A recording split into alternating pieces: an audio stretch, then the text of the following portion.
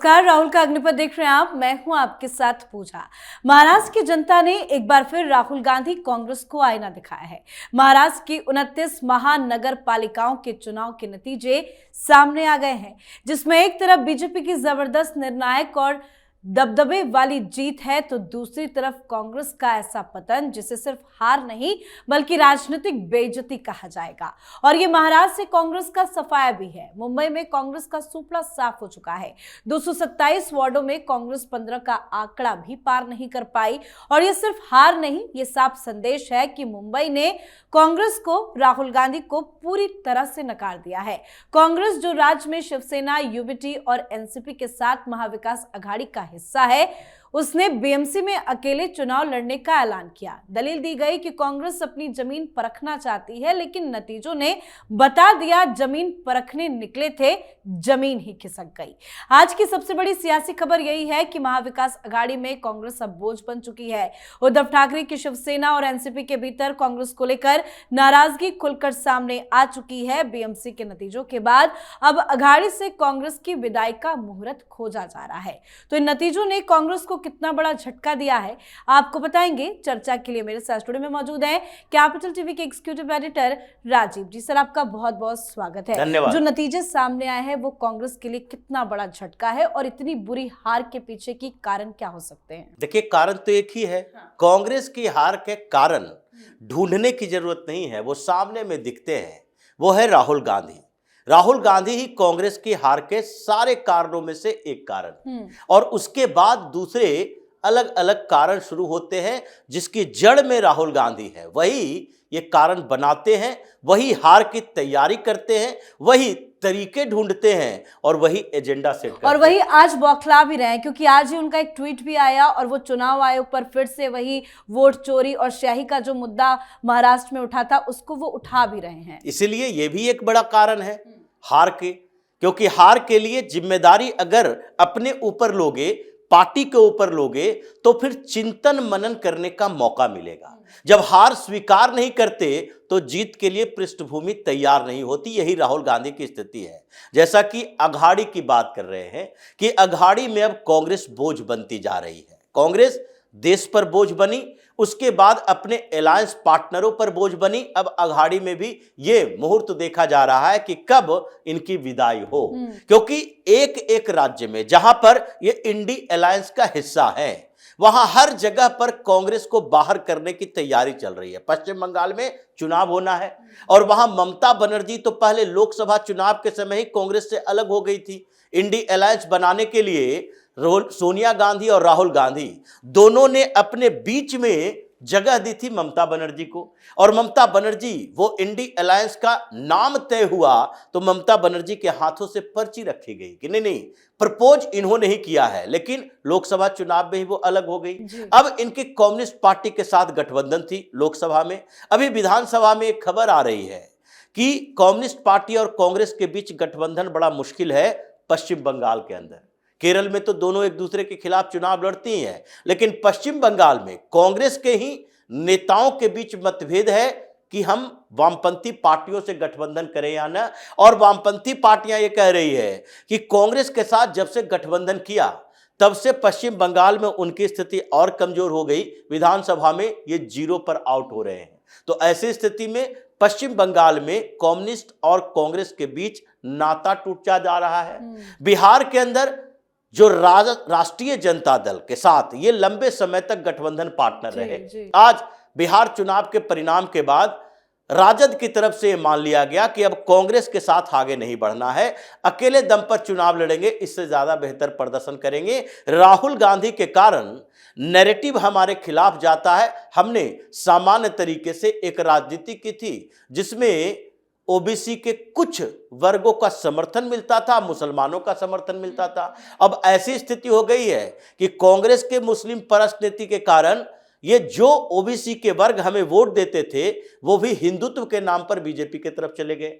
तो बिहार में भी कांग्रेस बोझ बन चुकी है अलायंस के लिए, जिसमें राजद का ये महागठबंधन कहा जाता था। ये महागठबंधन के लिए भी बोझ बनी, बाहर हो गई। अब अघाड़ी की बात हो रही है, क्योंकि बीएमसी का चुनाव हुआ, स्थानीय निकायों का चुनाव हुआ।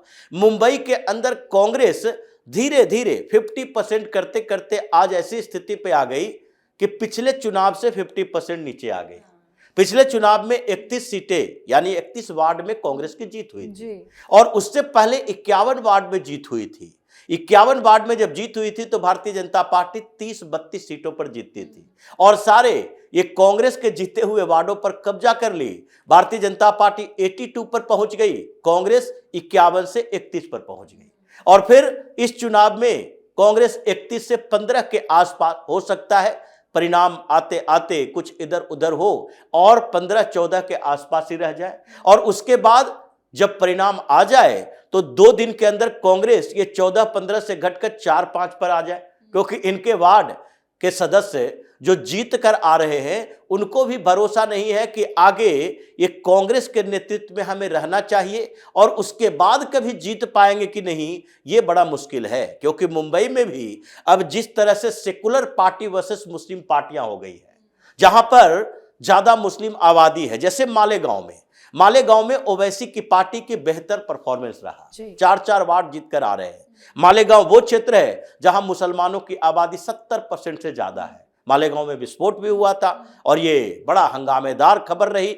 मालेगांव के बारे में ही पिछली बार देवेंद्र फडणवीस ने कहा था कि वो क्षेत्र है जहां पर वोट जिहाद हुआ, जिसके आसपास के क्षेत्र में भारतीय जनता पार्टी ऊपर जा रही थी लोकसभा चुनाव में। मालेगांव के आते आते एक तरफा वोट पड़ा मुसलमानों का हमारे खिलाफ में, कांग्रेस के पक्ष में, और वही कांग्रेस पार्टी को मालेगांव में ये बीएमसी के चुनाव में शून्य पर आउट करवा रहा यही मुस्लिम पार्टियां, क्योंकि मुसलमानों को भी लगने लगा है जहां पर हम मजबूत स्थिति में हैं वहां हम उन पार्टियों को वोट दें जो मुसलमानों की राजनीति नहीं करती बल्कि मुसलमानों की पार्टी ही है। मतलब एआईएमआईएम हो गई, मुस्लिम लीग हो गई, उसके अलावा जो पार्टियां अलग अलग क्षेत्रों में, जैसे आसाम में बद्रुद्दीन अजमल की पार्टी हो गई, फुरफुरा शरीफ वाला सिद्दीकी की पार्टी पश्चिम बंगाल में हो गई, अब तो हुमायूं कबीर ने भी पार्टी बना ली है।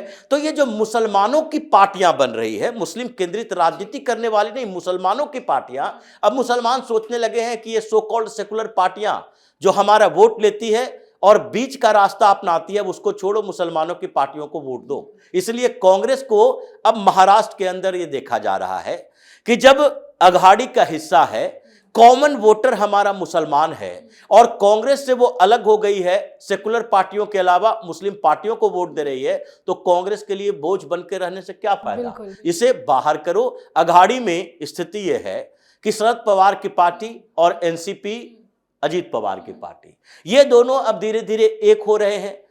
शरद पवार को भी लग रहा है कि सुप्रिया सुले का भविष्य बेकार खत्म हो जाएगा अगर कांग्रेस के पीछे पीछे चलते रहे तो वो भी पलटी मारने के लिए तैयार है। मर्जर हो जाएगी दोनों पार्टियों में, एनडीए का हिस्सा हो जाएंगे। पहले भी कई बार बातचीत चल चुकी है कि सुप्रिया सुले को केंद्र की राजनीति में लाओ, यहां मंत्री बन जाएगी, एनडीए का हिस्सा बनो, और एनसीपी जो महाराष्ट्र के अंदर है अजीत पवार का नेतृत्व में दो, वो वहां एनडीए का हिस्सा रहेंगे, डिप्टी सीएम बने रहेंगे। तो अब कांग्रेस अलग थलग पड़ गई महाराष्ट्र के अंदर ही।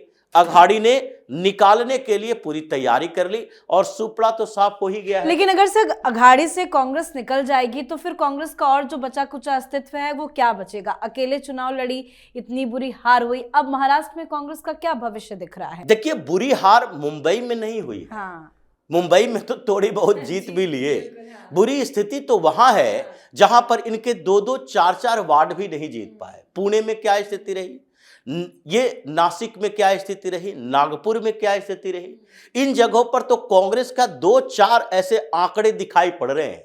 वहां पर जहां पुणे में शरद पवार की पार्टी मजबूत स्थिति में रहती थी, 70% सीट भारतीय जनता पार्टी लेकर आ रही है, 70% सीट अकेले दम पर। मुंबई के बाहर थोड़ा नवी मुंबई के तरफ ठाणे में जहां पर शिवसेना का वर्चस्व रहा करता था, वहां शिवसेना कौन सी जीत रही है? ये शिंदे की। जी। वहां Bharatiya Janata party second position पर चल रही है। लेकिन नवी मुंबई में 111 में से 77 सीटें वही भारतीय जनता पार्टी के पास। ये 2/3 से ज्यादा सीटें मिल रही है भारतीय जनता पार्टी को, और कांग्रेस कई इलाकों में पूरी तरह से साफ हो चुकी है।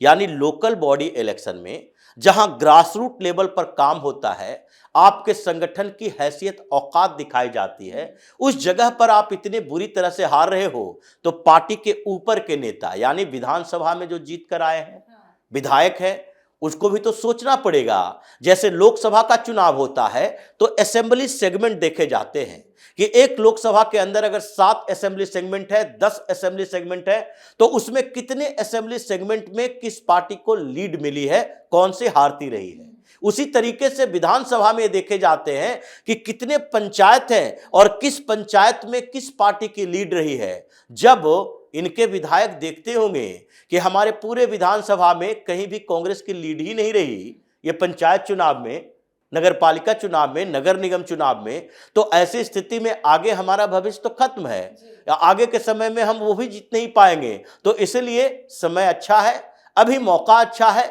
वो पलटने की तैयारी कर रहे हैं। वैसी पार्टी में जाओ जहां पर आपका लंबा कैरियर दिखाई पड़े। तो इसलिए राहुल गांधी ने एक बेवकूफी की, महाराष्ट्र के चुनाव से पहले संगठन को नहीं देखा और उसके बाद ठीकरा दूसरे पर फोड़ रहे हैं। तो दूसरा यानी कि उद्धव ठाकरे की पार्टी जो अभी अघाड़ी का हिस्सा है विधानसभा लोकसभा के लिए, वो भी यही कह रही है कि कांग्रेस ने हरा दिया हमें, क्योंकि बीएमसी में आपकी औकात नहीं थी तो कम से कम हमें समर्थन दे देते, हमारे साथ आ जाते, गठबंधन कर लेते, 20-25 सीटें दे देते आपको और दोनों ठाकरे भाई आपस में बांट लेते। तो ये ठीकरा तो फोड़ा जा रहा है कांग्रेस के ऊपर ही। इसलिए राहुल गांधी के लिए अब सम्मान बचाने का कोई तरीका रहा नहीं। हर स्टेट में इंडी अलायंस के पार्टनर छोड़ रहे हैं और महाराष्ट्र में अघाड़ी से अब विदाई होने वाली है। बिल्कुल सर, बहुत बहुत धन्यवाद सर समझाने के लिए। तो महाराष्ट्र की राजनीति के लिए मिनी विधानसभा कहे जाने वाले 29 महानगर पालिकाओं के चुनावी दंगल का आज निर्णायक दिन रहा।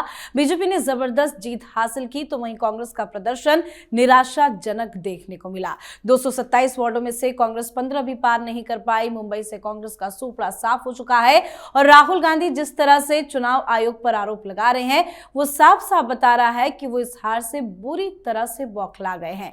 तो कांग्रेस के इस खराब प्रदर्शन पर आपको क्या लगता है? आप भी अपनी राय कमेंट करके लिखें। आप बताएं कि कौन है जिम्मेदार। देखते रहिए कैपिटल टीवी। नमस्कार।